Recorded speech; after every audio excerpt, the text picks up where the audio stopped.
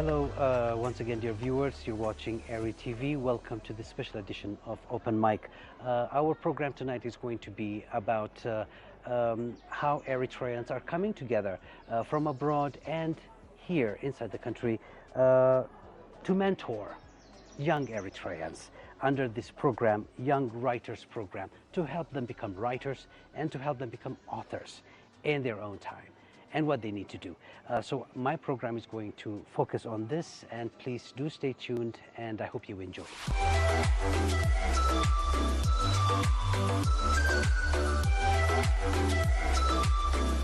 My name is Deborah Haile. Thank you for the opportunity. People call me Tita, that's my nickname. The Young Writers Program started 2 years ago. But we just had our third book event, and the reason why it started was because my son and I write books, and we wanted to bring our books here and introduce it to children and families. It's because it's about traveling the world. But then I wanted to translate those books. We had 6 books published, best-selling books, and we wanted to translate them. So I selected 8 girls to basically translate these books for us. And those girls decided they wanted to do more than just translate, and they were interested in doing even more. So I decided before I left and went back to the U.S. to create a group to select some outstanding teachers and mentors that can stay here on the ground, do the work, while I send information from the U.S.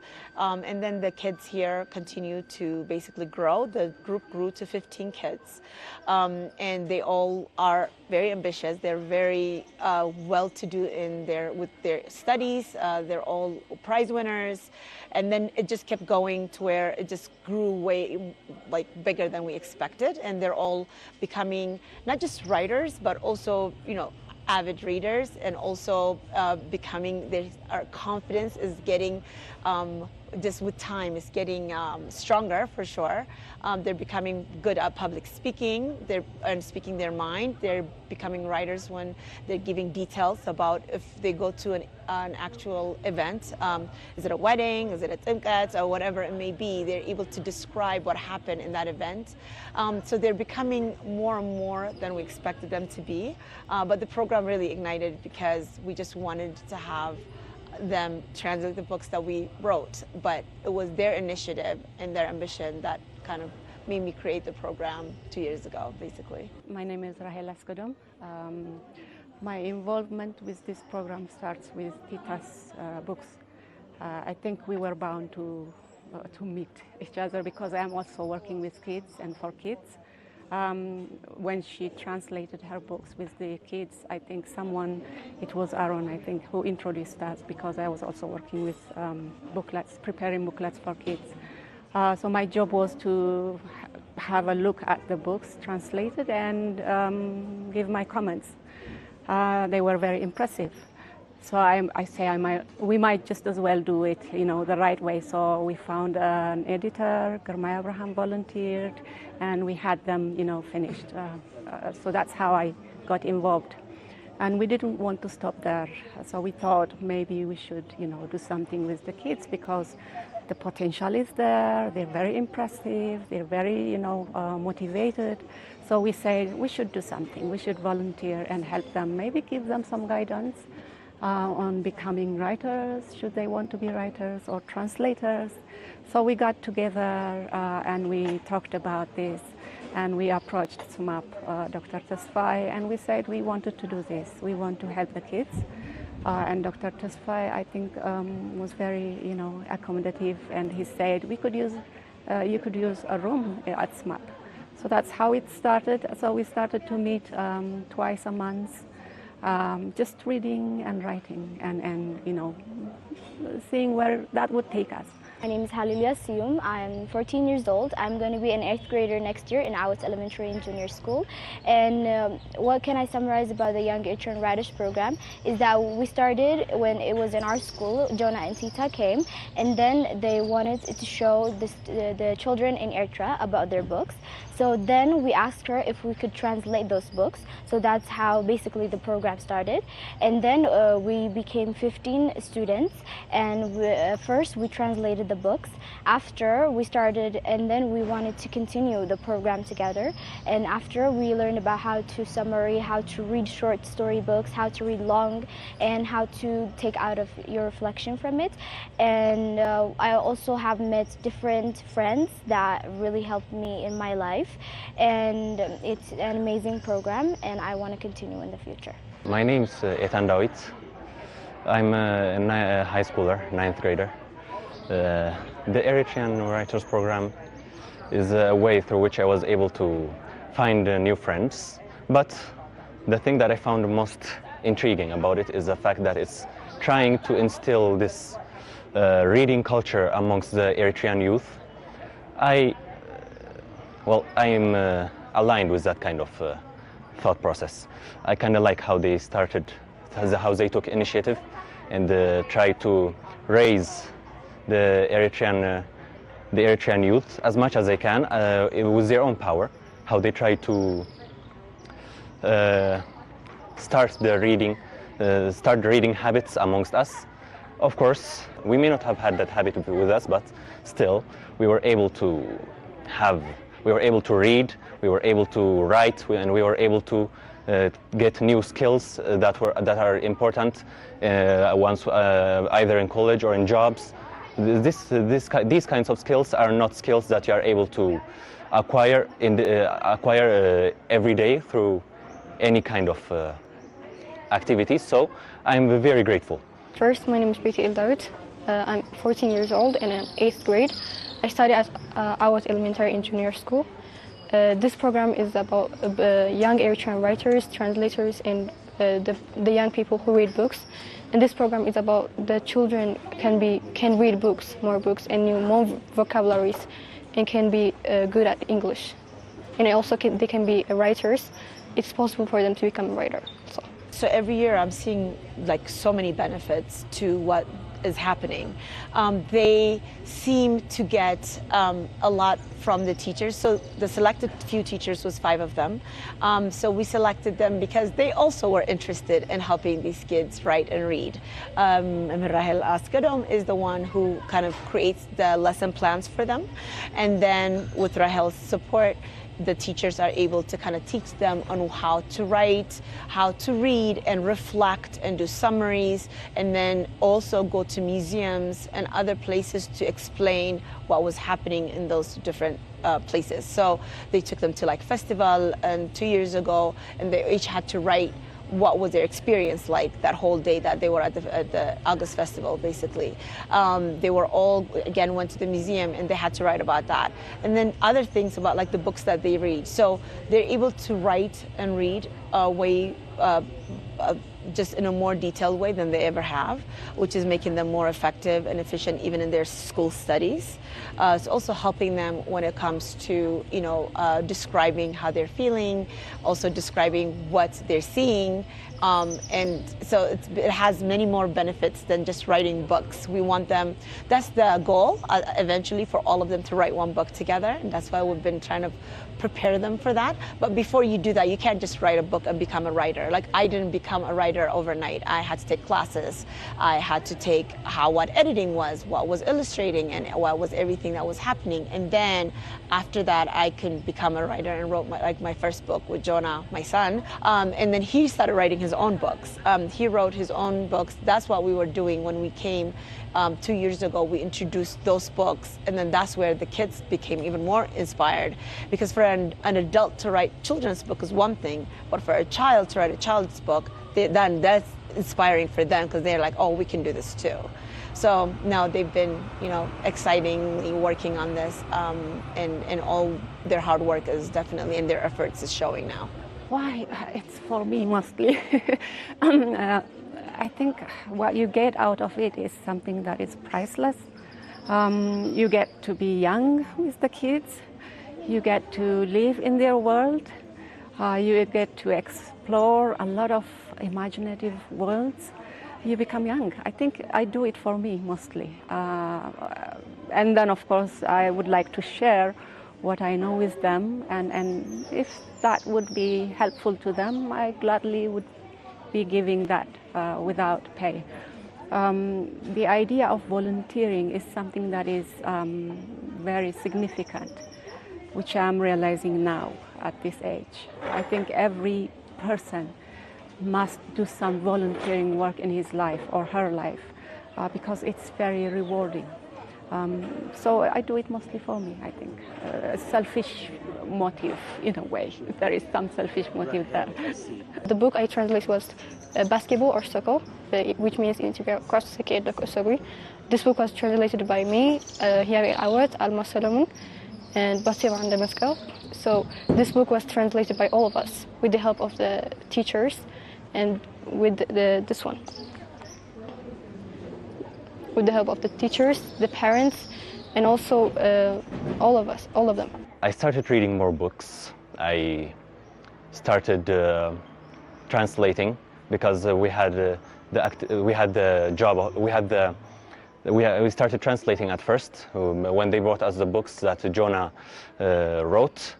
Jonah authored, and we started to translate those books. With that, I was able to translate. I was able to understand more about the English language. I was able to have the reading habit instilled within me. I was able to read more books, and I was able to socialize.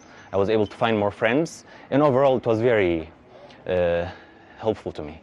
I thought it was a good idea to have Jonah's class write to our kids here, and vice versa, to do pen pals, to learn their culture. They're telling them about the weather there, their family, their values, their culture. And they're not all white Americans. There is Asians, there are Indians. We live in San Francisco in the Bay Area, and the area we live is heavily populated by Asian and Indian and also many other cultures. So they're not only learning American history, like culture, but also Taiwan. So one of the students, she said she got a letter from a Taiwanese American.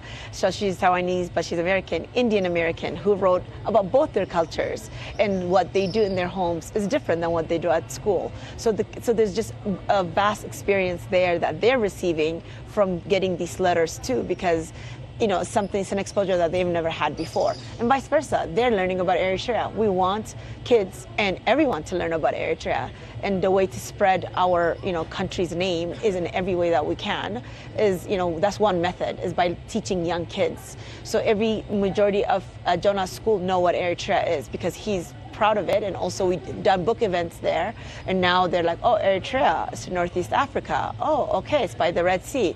Yes, okay, we know about Ethiopia, but we didn't know about Eritrea. So now by these pen pals, they're also learning more about our culture and how beautiful it is, and that there are other kids like them here who are doing so much more like them. And they're very smart kids here too, so it kind of connects bridge the gap a little bit, which is great, between the two cultures, and it gives our kids a little bit taste of what life is like for kids their age, back in the US, basically. اسمي قدسوبي لبهال حجة أن إحنا زعما مصحف كنت حفا خلنا كلتا عمت يوسيد لنا كلتا عمت كوسد مخالو دما جونا بأمريكا خوينو أنا هي بنابزو خوينا ولا دحن نص تخونه فيديو شات خنقبل خيلنا مالتي كم ونسع مشت أف الساعة 6 قالينا هنخيد مخنيات نصوم نقص لستسو نص ندات أجمعنا خلنا كل زي مصحف تعرفنا نص تحزي كنا جن زيك قليل نيوت نت مصحف جن كل جزء حنت مصحف تعرفيلك ودي أختي بدي بالكان مخنيات كل جزء أفت مصحف تجوبه سئلتات إتي editing أقدر شفت مصحف بخامين حنتيلنا تيتا زغل حاجزاتنا مالت زي edit هنجوبه كله مجمعتا نزغل زكاة الدال أبي أتاسس نبأ مالتي ندا مريم كمون مسجد كمون إتماليات تجارنا ينتقد نبأنا ويت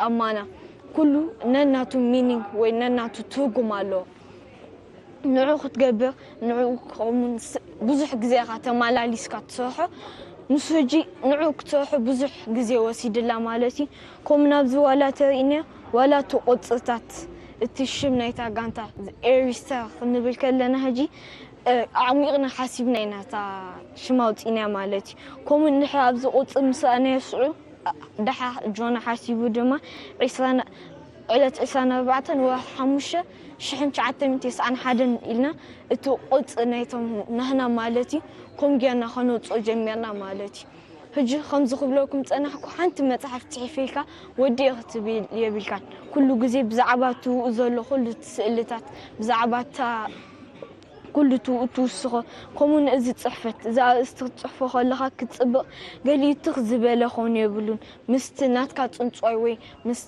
مستزغيد زلوا موالوي مسج ناتو مسو دا مساسل كختصحف كم زلكا إيه.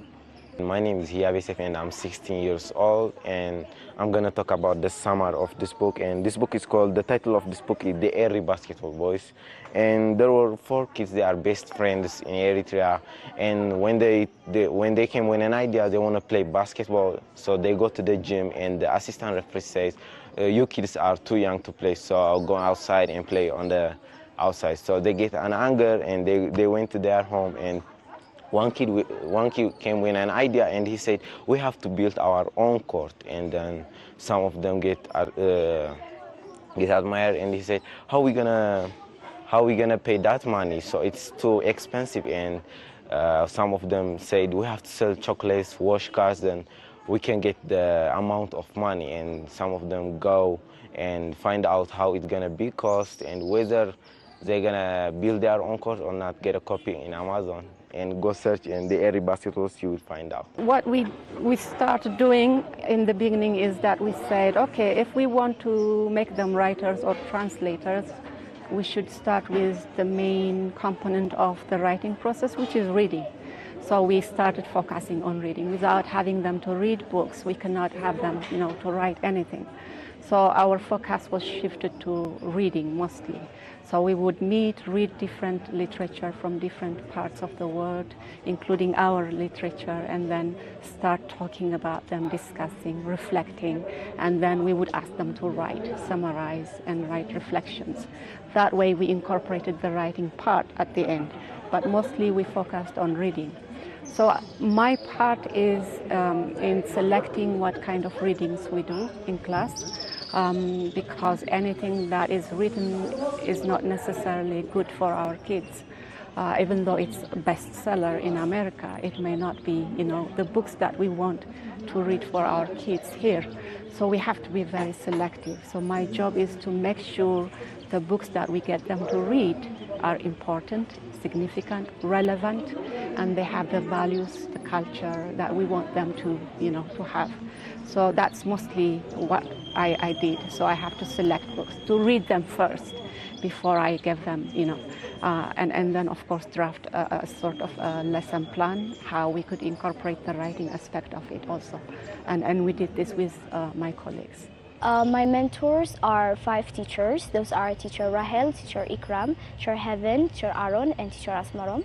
And this program started in 2023, and it was before 2 years at our school, as I've said. And it's an amazing program, and it helped me to develop my love for reading and writing. And it's an amazing program, and I want to continue for the future. Everything's voluntary. SMOP has been volunteering their facilities for us, which we're so thankful for the last 2 years. The teachers are all volunteers. Like I think one of the students mentioned, Rahel, Aaron, Robel, Heaven, and Ikram, and Asmarom are all volunteers just because they want to see. I think all of us started this because we wanted to, because of the kids. They inspired us to do more because they're interested. So we want to, kind of ignite that light that they have too. The teachers have been working here as much as they can in their spare time and volunteering to teach them on weekends, basically, when they don't have much going on. The same thing with the facility. SMOP has been providing for us every other Saturday to come and teach these kids what it is to write and read and do reflections and to be more confident, to show eye contact when you're speaking. What is public speaking? What is it about describing your events and your venues in your family life? So it's all started by the kids' interest, and it just grew. We want them to be proud of who they are. We want them to not be imitators, but creators. We want them to focus on their own culture, their own values, their own language, and stand on their 2 feet and give to the world, not expect from the world. And of course, we want them to be exposed to literature from the world as well. So that's why we're also doing some translation. So that's where we're focusing on. And mainly, we also want to involve parents, because what we give them here is not enough. It takes a society to raise a child. That's what we say, it takes a village. So what we give them here may not be, enough. So we want parents to be involved, teachers to be involved, the society as a whole to be involved. So that's what we're doing. We're trying to nurture the feeling that they can do it, and they should start from what is their own, and that's what we're doing. This young Eritrean writers is about to be good readers, not only to write a book, it's about to be a good reader. Just you go and write a book. It's not the main thing, is not about to write, the main thing is to read a book, a lot of phrase, and how you're gonna reflect it, how you have to be summarize the book is all about. We translated each 4 books, and one book, it was titled "What Does Daddy Do All Day?" And we 4 of us, Bitani Aman, Leila Abraham, Eldan Habtab, and me, Halil Asyum, 4 of us translated to Abo Intak Ser Hiwel, so other Eritreans could also understand what Jonah really wanted to tell them. And also after that, we continued the program together, and the books, the contribution went to the school of Abraha Bahta for the children. We did approach the documentation center, and they've given us reading materials, especially the series African storybooks. We can get them online, but we brought some reading materials from there. For now, it's just amongst us, but I hope observing what is happening, we get more support now from the Ministry of Education or other related, parties, parents, teachers. We all need to be involved in what is happening with our kids. It will help us, 15 students, to read, and we will help our peers to read. With that, the reading culture will spread amongst the Eritrean youth, amongst the whole Eritrean student body, and we will all start reading as though it's in our nature, and it will start to raise our awareness of stuff, our knowledge of the world's culture, other countries' culture. In general, it will start to raise our general knowledge. With that, I have very high expectations for this Eritrean youth program. When we started this pen pal, first Jonah gave us some names of his classmates. So we shared, that was last year, we shared some of our hobbies, what we want to be in the future, what we like, our family, our brothers and sisters. So when we got reply, we felt really good because we got some of our questions answered.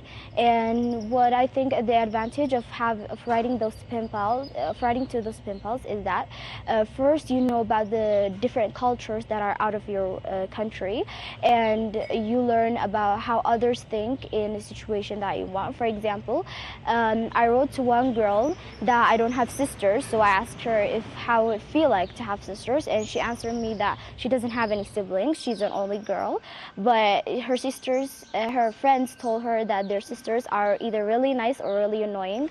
So I really appreciated for her sharing her life with me and being this honest with me. So it was an amazing thing to do, and I hope we continue it. This is a challenge, definitely. We're not there yet, but we still have some time, I think, to focus on reading and writing, and we're not that much exposed to that yet, but definitely we will be exposed to that, and we try to make advantage of it, to take advantage of it as much as possible. So we give them readings that they can do in their tablets. That's what we're starting. That's how we're starting. We're starting with in small steps. So the readings they do are mostly in soft copy. So definitely they will be using their tablets, their mobiles, and we try to get them to write using pen and paper. It's very important. We try to hammer that into them. It's very important that they write and they use their handwriting. It helps them improve their language, their expression, their thoughts. It develops their thoughts. So we're trying to do as much as possible and to get them to do it on their own without being influenced by the technology, even though that's a big challenge. So we're doing as much as we can. The vision has been a little blurry because it didn't start with us saying, this is our goal, this is what we're going to do. It's kind of like the kids are leading us in a way because we're trying to teach them the basis right now. The basis, the foundation, how they just need to be avid readers. They just need to know how to describe their day, how to describe an event, how to speak up, how to be confident when they're seeing and discussing with others, to how to have eye contact when they're speaking up. So we're trying to teach them the basis. Us writing a book together as a group is the goal at some point, and we're gonna get there. But before we get there, there's also like steps that you have to go through. So right now, we're just teaching them the basis on how to do that. Some of the kids, including with my son, they just wrote a book together, and it's it's a book about like basketball. Where is it? It's this one. They just published it. It's a new book. It's called The Basketball Boys. And he literally wrote this book with his two best friends here. It took him 2 years to write it. They were doing like video chats, them here, him there, and in the US, they're in Asmara, and they were talking about how to do it. I edited it for them several times. Like it took like, I don't know, more than 10 times I had to edit it. But still, I would give them an assignment, fix this, add this, do this. And then they did it. And so all the three best friends have written this book, published it now, which they will speak to you more about in a few. But we want to do that with a bigger group, them working together. But again, even to do this was hard work. They thought like just writing is it. It's not it. That to publish is a whole different work that you have to do. The editing is a whole different edit. The images, the actual illustration, each illustration of their hair, what they're wearing, how they're acting, what shoes they're wearing, all of that I had to give details to the actual illustrator to do it. So all that is what we need them to learn, not just saying, oh, I published a book now, I'm a writer now. We don't want them to feel like anyone can write a book. Anyone cannot write a book. Because if that was the case, everyone would be a writer. So we're trying to teach them like it takes step by step to get there. Eventually, it's for all of us to write one book together. And I hope that's my vision, and I do want us to get there. But right now we're just trying to do the basis and the foundation of building them up to be confident kids, building them up to be readers first and foremost, and then the writers come right after it, basically. The Eritrea, if it continues at this pace, the Eritrean youth program will most definitely be a force to reckon with. So it's very important that we understand its good qualities and its advantages to us. This program, it was amazing, and I want to tell the young Eritrean people that they can also be writers if they read more books, so they can also know about the cultures of Eritrea. And I also appreciate all the writings of the teachers and all the students. So the Young Writers Program, most of the time, most of us, our passion is more in reading.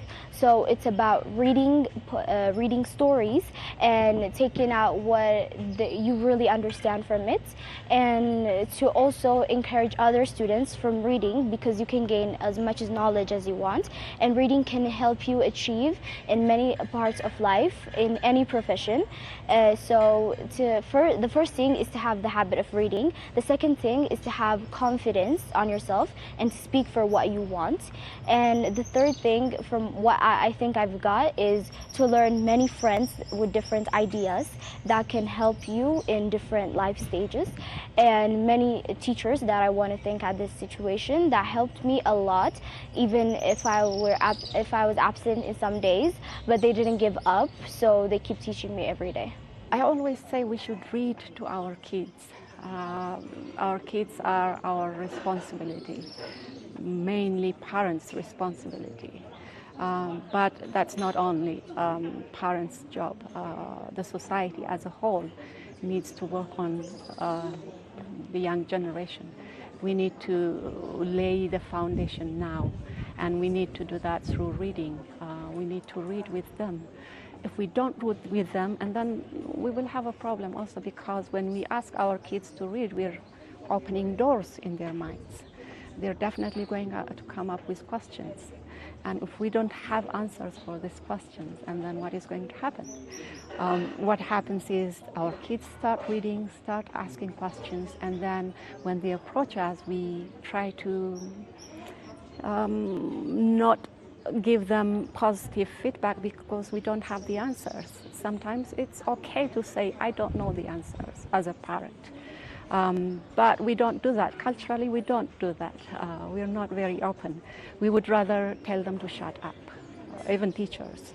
It happens, and that's not how it should be. I mean, we should read first what our kids read, or they should read. You know, we are to be the ones to give them books.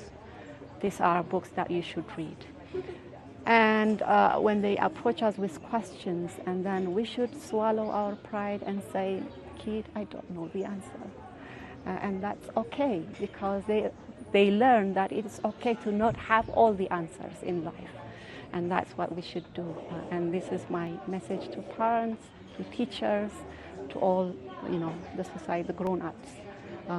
We should let our kids read, but we should also read along, you know, with them. I'm so proud of these kids. This is our third book event, like I mentioned. And so from the first book event to the second book event to the third, you could see the difference in the progress of the kids and how they're owning their own when they're on stage, and how they're making eye contact, how they're feeling powerful and confident. I think as Eritreans, we struggle with public speaking. Even me, I was born here, so even I'm a director in legal, I think I mentioned that before, and I have to give speech at my job, but because of my, you know, I grew up here, I was born here, so it makes it hard for me to even speak up sometimes. But teaching them at this age is just teaching them confidence to do more public speaking, to be more confident, and also to be very vocal about what they're seeing and what they're learning, so that they can one day be leaders of our country and leaders of the world. And that's what I aspire for them to do, and I hope that I can get them there, and with all of our help and support, we'll get there for sure.